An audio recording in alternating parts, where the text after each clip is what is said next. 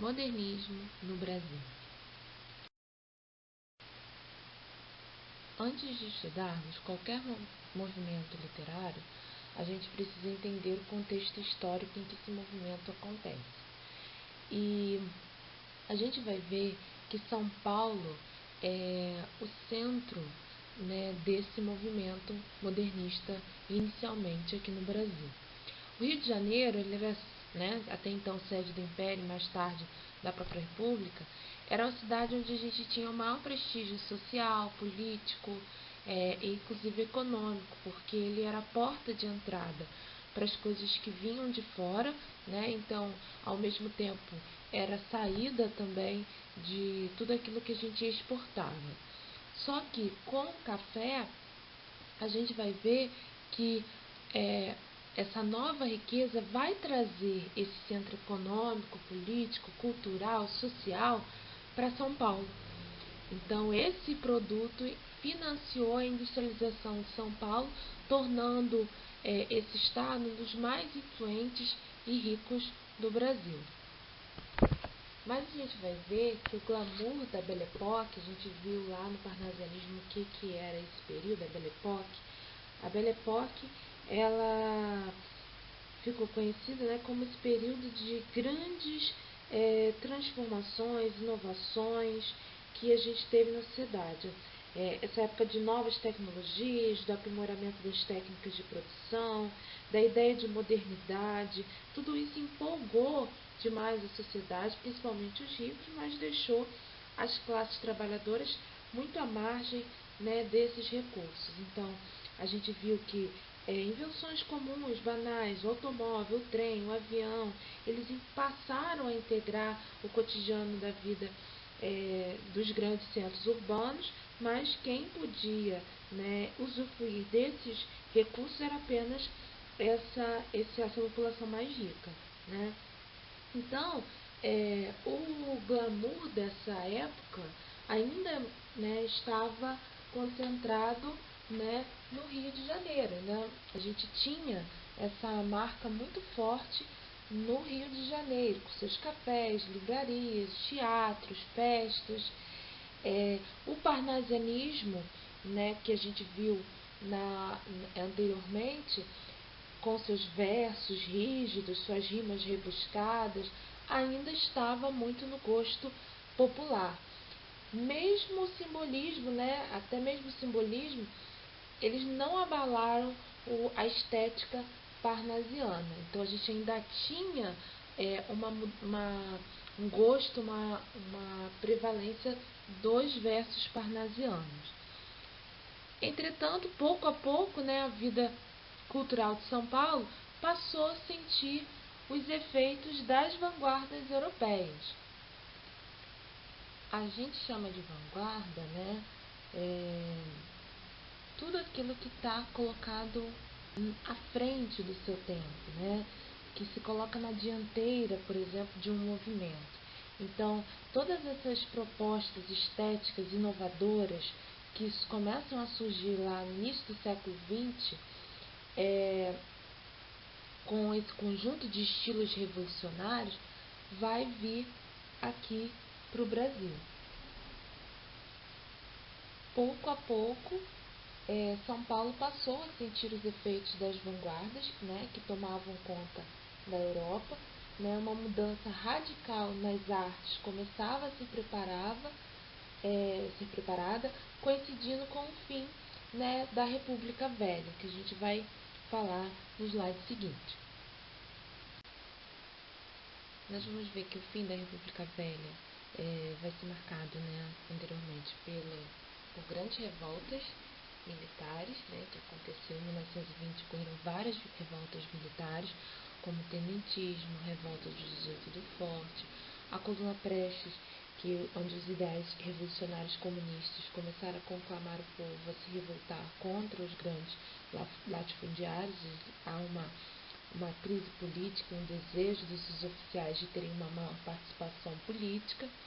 A quebra da Bolsa de Nova York, na economia, o mundo encaminhava-se para um colapso, concretizando com a queda da Bolsa de Nova York em 29, O Brasil, que dependia em grande parte das exportações do café, sofreu um duro golpe, teve que enfrentar um período de grande instabilidade econômica. Nós vamos ter a posse provisória de Getúlio Vargas em 1930, porque a gente sabe que na política do café com leite havia essa alternância entre políticos paulistas e mineiros na presidência do Brasil, para garantir esse poder político, que esse poder político ficasse nas mãos das oligarquias econômicas, os pecuaristas de Minas e os caficultores de São Paulo. Só que, em vez disso, Washington Luiz indicou um paulista, que foi o Júlio Prestes. Deveria ter indicado um mineiro, mas indicou um paulista. Isso provocou uma crise política que terminou com a sua deposição. E aí chegou ao fim, né, essa República Velha, que era controlada pelos grandes proprietários rurais. E aí a gente passa a ter a posse provisória, entre aspas, né, de Getúlio Vargas, que era um gaúcho. Um outro fato importante que vai marcar o início do movimento modernista aqui no Brasil vai ser a polêmica exposição de Anita Malfatti, uma artista, uma pintora que nasceu em São Paulo. Ela volta em 1917, do período que ficou nos Estados Unidos. Lá ela teve grandes influências dessas vanguardas europeias, especialmente o cubismo e o expressionismo, e ela volta e faz essa exposição, onde nessa exposição transparece justamente essas influências. Isso acaba chocando um pouco o público, especialmente o Monteiro Lobato vai chamar a atenção desse público quando publica no jornal O Estado de São Paulo uma crítica dura ao trabalho dessa artista, no artigo chamado Paranoia ou Mistificação. Eu vou colocar um trecho para vocês. Lá ele chama essas tendências, essas vanguardas europeias de escolas rebeldes, e diz que essa arte ela é uma arte vinda dos manicômios, ou seja, uma arte dos loucos. Não seria uma boa arte, um modelo de arte, né? E aí a gente vai ver que, em resposta, o Mário de Andrade vai publicar um outro artigo, né, falando também, trazendo os princípios que vão orientar essa arte modernista, principalmente esses princípios que vão contra as estéticas parnasianas, a rejeição do artificialismo, né, que os parnasianos eles prezavam mais a arte, né, a forma do que o conteúdo. Então o conteúdo ficava sempre em segundo plano, essa arte pela arte, né, as regras que limitavam a criação, tudo tem que ser dentro de um padrão de rimas, de moldes, de sonetos, né? Então, ou seja, regras que limitavam a criação do artista, né? Então, ele vai fazer uma crítica a essas características, que são características justamente, né, do estilo que vigorava até então, que era o parnasianismo. E aí essa polêmica toda vai contribuir para a organização desses artistas e deslocar o eixo cultural do Rio de Janeiro para São Paulo.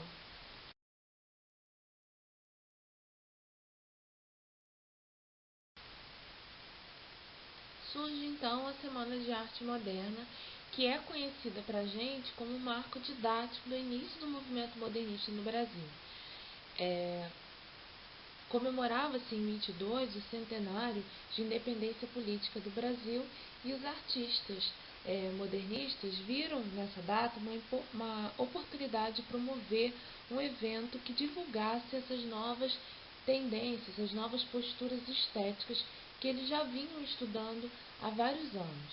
E aí, um grupo de artistas formado por Oswaldo de Andrade, Guilherme de Almeida, Minotti Del Picchia, de Cavalcante e Mário de Andrade, organizou uma série de conferências, exposições e concertos para divulgar essas ideias. Lembrando que a Semana de Arte Moderna ela não envolveu somente a literatura, somente os textos.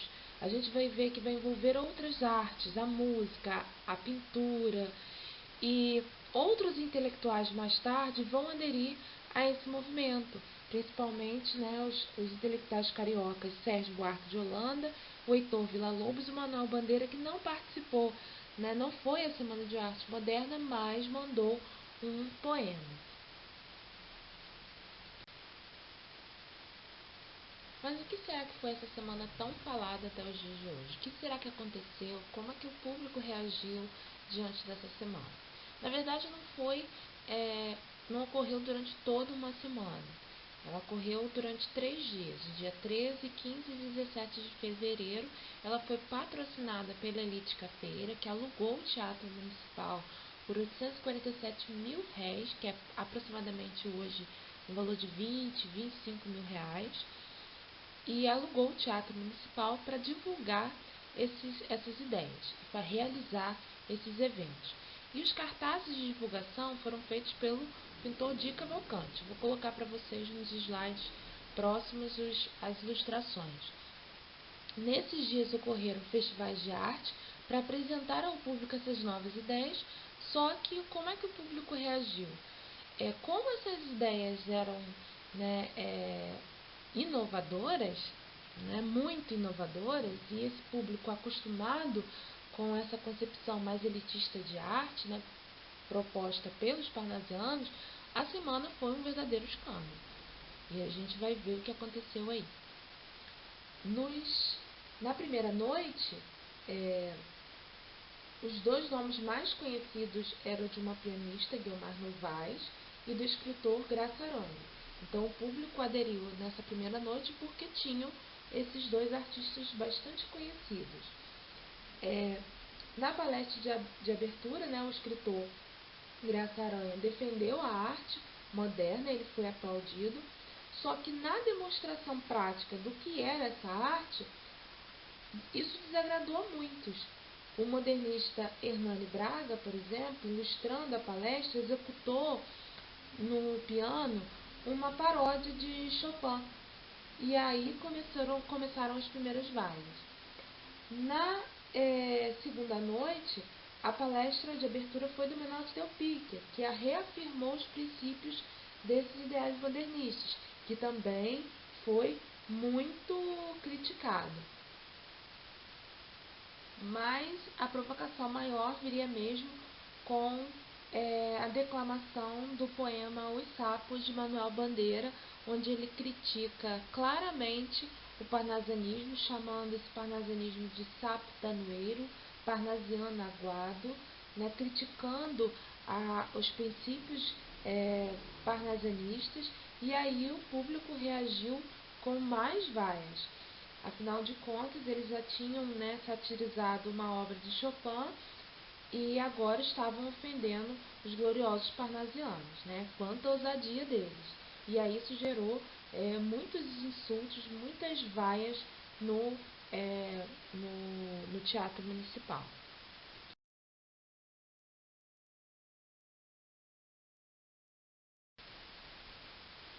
Esse é o poema do Manuel Bandeira, Os Sapos, que eu falei, onde ele critica claramente todos os princípios parnasianos. No poema O Sapo Boi, ele é explicitamente chamado de parnasiano aguado.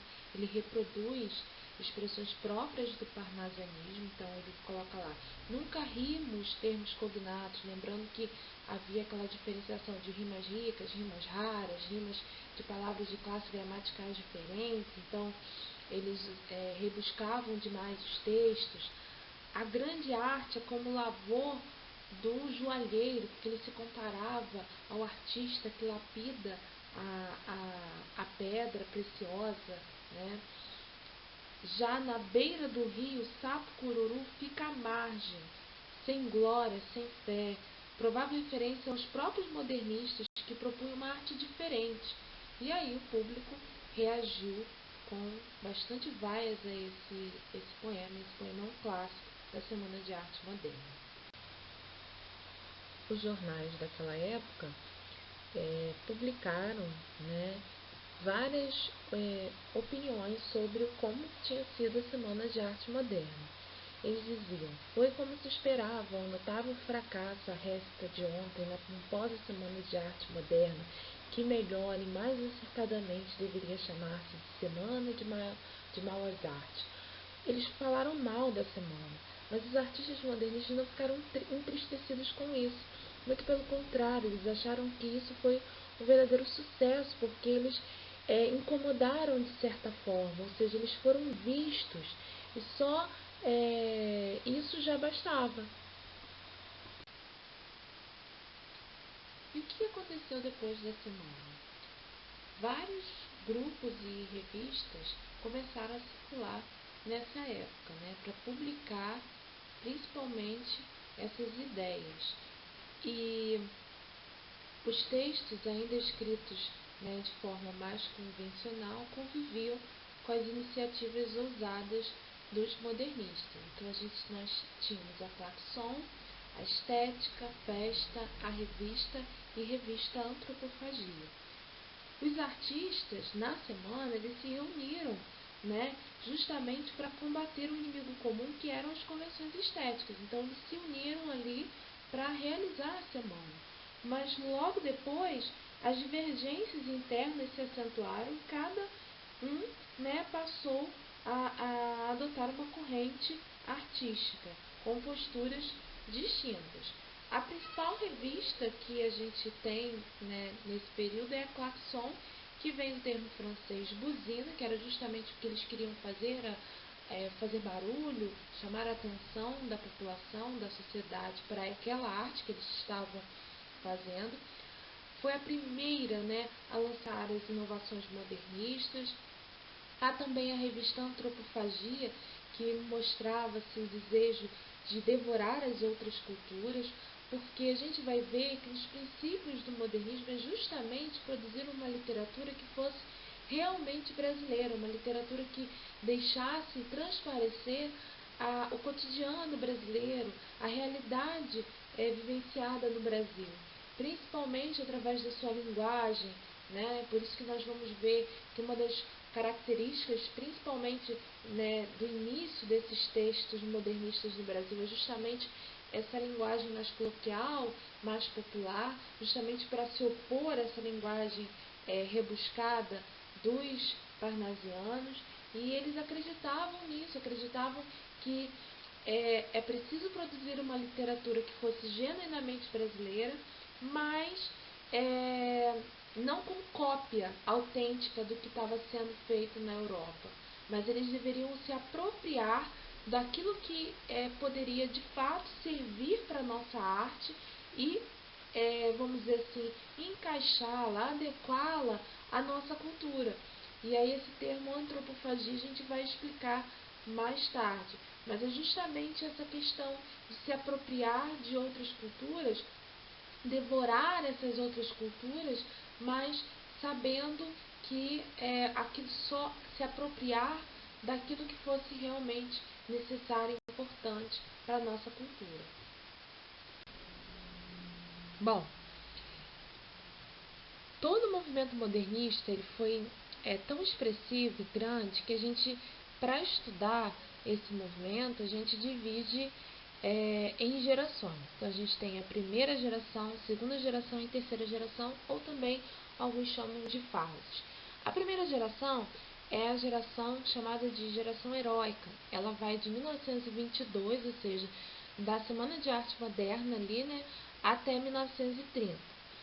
A segunda fase, ela também conhecida como fase da consolidação, que vai de 1930 a 1945, e a terceira geração, a terceira fase, que vai de 1945 em diante, até mais ou menos ali por volta de 1969, porque após isso, alguns estudiosos vão considerar essa literatura como pós-modernista ou como literatura contemporânea. E aí a gente vai, inicialmente, atentar-se para essa primeira geração. Mas vamos ver o que cada geração vai propor. A primeira geração, que é conhecida como fase heróica ou fase de guerra, ela vai ser marcada pela ruptura com os movimentos literários anteriores ao modernismo, principalmente o parnasianismo. Vai fazer uma releitura do passado brasileiro e ir contra os radicalismos na prosa e na poesia. Os principais autores são Oswald de Andrade, Mário de Andrade, Manuel Bandeira e Alcântara Machado. São os autores ali que a gente vai ver bastante presente na Semana de Arte Moderna. A segunda fase é uma fase da consolidação, ou seja, é uma fase onde vão se consolidar as ideias propostas pela primeira fase modernista, que agora são considerados como os novos padrões literários vigentes até então. Vai ser marcado também pelo romance regionalista, pela presença do urbano, então os autores vão olhar para o cotidiano urbano, principalmente com um olhar introspectivo, psicológico, pelo amadurecimento da poesia, que vai tocar aí na questão da metafísica, a poesia social, a poesia espiritual, que vai se utilizar também de versos livres e também de formas regulares. Os versos livres eram, vamos dizer assim, a proposta da primeira geração, ou seja, romper com aqueles padrões rígidos do parnasianismo. Então a gente vai produzir uma literatura que seja liberta dessas regras. Então a gente tem a questão da linguagem cotidiana, dos versos livres, esses versos que não são rimados. A segunda fase a gente vai ver que há a presença dos dois, há a presença tanto, eles são, já que já desconstruíram aquele modelo rígido dos parnasianos, eles são livres tanto para se expressar de maneira através dos versos livres, quanto até mesmo das formas regulares. A terceira fase vai ser também conhecida como a geração de 45. Ela vai ser denominada como uma geração com rigor formal mais apurado. A gente vai ter entre o final dos anos 50 e início dos anos 60, vai aparecer também o grupo concretista, que mais tarde a gente vai ver. Essa nova geração de escritores surgiu após as fases dinâmicas ali do modernismo, é marcada pela intensa pesquisa estética, pela fragmentação da narrativa e pela experimentalização. Tá? Então, é uma geração mais apurada. Então, são essas as gerações e, como a gente vê, a Semana de Arte Moderna ela expôs ao público ali uma amostra da nova arte que surgia no Brasil, atualizada em relação às vanguardas europeias. A gente vai ver que há essa preocupação de não copiar aquilo que vem de fora, mas, vamos dizer assim, deglutir essa literatura, essas correntes literárias exteriores, para que a gente possa produzir a nossa própria literatura. Inicialmente, essa arte modernista vai aparecer combatida por alguns artistas, pelo grande público e pela crítica. Muitos vão contestar essa arte, porque estavam acostumados, obviamente, com a sonoridade, com a beleza estética dos poemas parnasianos, mas ao longo dos anos, essa nova forma de se expressar esteticamente vai ser absorvida e reinventada por muitos grupos, revistas, romances, poemas, peças de teatro, músicas e artes plásticas que surgiram no país na primeira metade do século XX, até porque a gente já viu que o modernismo ele não está presente apenas na literatura, mas em outras artes também.